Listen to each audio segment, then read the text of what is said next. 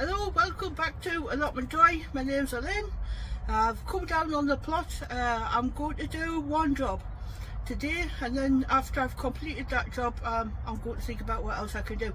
I'm not down here too long, but it's a glorious warm day, and you couldn't wish for anything better as a gardener anyway. Everything is steaming along here in the greenhouse. The peas that I planted, they're now coming up, which is good news.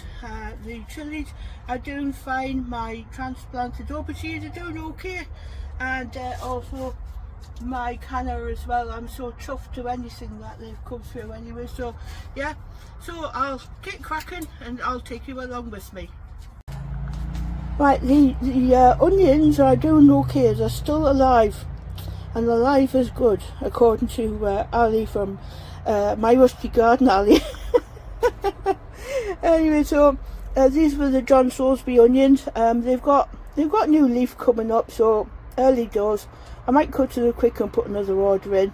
I've got a few miscellaneous calci at the back. I've got many more onions on the go anyway at home.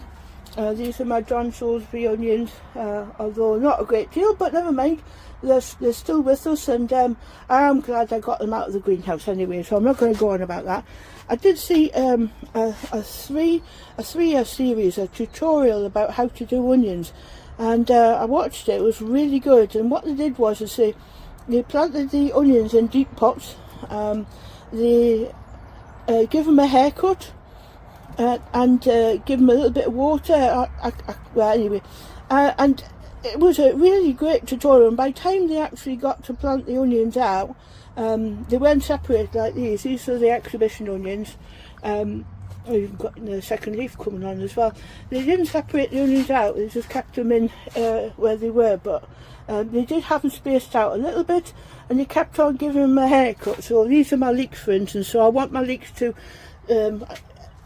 not flop around, including the onions. They said, like, if the onions will start flopping around all over the place and getting too long, and give them a bit of a haircut, and then they'll by the time they actually got to planting them out, they had these really strong, stocky plants of onions anyway. So, oh gosh almighty, yeah, the door of the greenhouse is pointing the wrong way. Anyway, so I'll cut to the quick here. I'll just give this lot a drink, and then we'll carry on.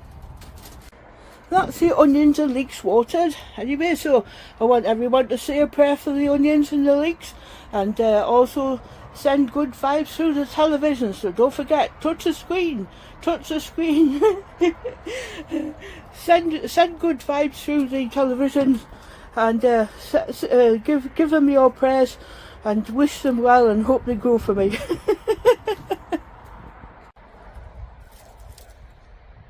That was a bramble. So whatever you do, you don't put brambles on your blackberries. Don't put blackberries on your compost heap, because as soon as it hits the ground, it'll just start spreading. So if you don't want blackberries coming out of your compost heap, don't go there. The same is for bindweed as well. Bindweed. Yeah, just a couple of things. Anyway, so this is just the thornless blackberry. That's okay. It's not going anywhere near the ground.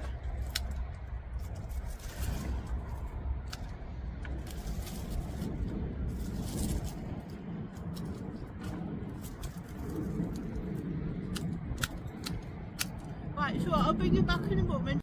Right, so I'm happy now. I've got all the blackberries that I cut down. I haven't cut them right down yet, but I will do anyway. Just cut them down a lot more. I've got some loppers, but all the blackberry canes are just shoved on here, and it just looks like a right old mess.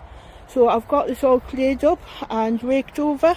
In the far bed in this corner here, there's a rat hole as well. So I've covered it back in, and let's see whether anyone comes out of it. I've got compost here ready to go out. I could fill these up no problem with it, but I'm going to have a site meeting with my other half, because we're talking about an extra compost heap. So the question is, should it be put here or we rejig the whole lot here anyway, but ideally you need 3 anyway. Of course I've got a bit of rubbish here to get rid of, so I've definitely got a tip run to do, but at least I've got all that stuff, I'll not say another word, into a bucket anyway, and it's ready for collection. I'll take it down to the tip, and I've got 2 bags of clippings here I'm going to have to find a home for. So yeah, this lot needs tidying up, and yeah, we'll get there. I'm sure you will as well. So the next job on my to-do list is to get into this fruit cage. These are all black currants that we have in here. So yeah, I need to get in here, rake up all the dead leaves, and get rid of all the dandelions that are coming up. Yeah, and it needs to be rebarked. I need to start cutting the centres of these out as well, and give a whole lot of haircut. We didn't harvest any of the black currants last year because we had black currants from the previous year anyway. So, yeah, as you see, they're starting to come. You know, the growing pipes are going to come out of the. It's only a bird netting, right? But yeah, they need to be trained anyway, and yeah, I've got loads of onion sets. I've got the remnants of red cabbage. I've got 2 red cabbage I need to bring out, and I'll have to put a meal on at the weekend. Yeah, so the onions are coming up anyway. I hope they don't bolt, otherwise. What I might do actually is I might interplant with my own seed onions as well. So yeah, that might be an idea. Just hedging my bets really, because I don't want to waste months on end waiting for these to get around to grow and to find out that they go to seed. You know, so I'm hedging my bets both ways this year. And what I wanted to show you, hold on a moment, I'll bring you back in a second. Right, so if you see these plants coming up, they set a flower on. Let me see for you. They set a flower, and then they go to seed. They're early door plants, and they set seed and dry, and then the fronds open and they distribute their seed all over the shop. So if you see them coming up in your patch, in your garden, then just keep on top of them, otherwise they're spread all over the place anyway. So I'm definitely not going to give them any quota. They can go somewhere else. That's them gone. So I think what I'll turn to do is I'm going to harvest a couple of the last 2 red cabbage. Well, the sun is now setting over the horizon, which means only one thing, that the temperatures are slowly easing their way down. So yeah, time to start packing up and getting ready to go home. These are the last 2 red cabbages from last year, so it's about time to bring them home. I'll put one in the freezer, and one will have as a meal anyway. But yeah, I've got I'll just show you. I'll put this down. I've got my trusty knife. This knife is from Fiskars. I'm not associated with them at all. It's just I saw the veggie boys using these, and a great harvesting knife. It's a bit serrated here, and very sharp here, very pointy as well. And I know all about it anyway. So yeah. But what I wanted to say was about what Danny was saying from the Grow Up channel about the allium leaf miner. Unfortunately, he's got allium leaf miner in his neck of the woods, and I know to the north of me they've also got the allium leaf miner as well. Fortunately, it hasn't arrived on this site anyway. But forewarned is all I say. So well done, Danny, for highlighting that. So if you've got alliums, don't forget to cover your alliums over, your onions over, to make sure that your garlic and your garlic and your leeks and your onions are not affected by these pests, and then you'll lose your crop and stuff like that. So don't forget to cover your things over, because everything is out to get your crops. So the more you mitigate against it, the better. Right, so I'll go and get this lot cleaned up now. Right, so that's cleaned up. There's a little bit here crud I've got. Just got to give it a wash anyway before cutting any more off. But there's not much really that needs cutting off that I can't do at home. Nice firm cabbages, I must admit. Yeah, they're not bad at all. Only a couple of worms, no slugs to be found. So that's a godsend anyway. So nice firm cabbages. So get yourself a cabbage, red cabbage. Yeah, if you haven't tried it before, get yourself a cabbage. Cut it very fine. Yeah, put some butter in a pan. Add a little bit of onion, and a little bit of apple.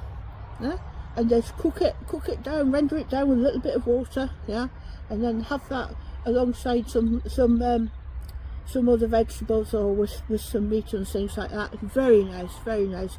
And lots of vitamins. Yeah, we all need vitamins. So yeah, I think what I might do is I want to cut this one in half. Let's have a look, see how we're getting on with it. So it might wobble a bit, just hold on.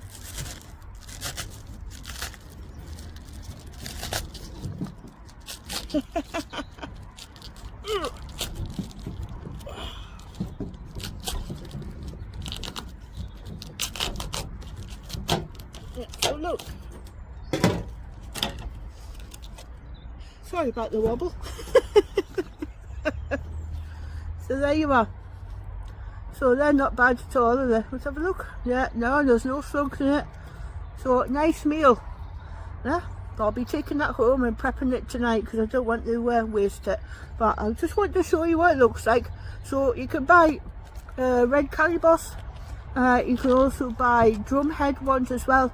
I'm more of a fan of the drumhead ones myself, and but you can't get vexed at that, can you?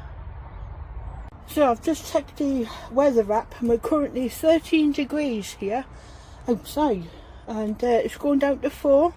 So I'm just checking the thermometer here. Let's have a look.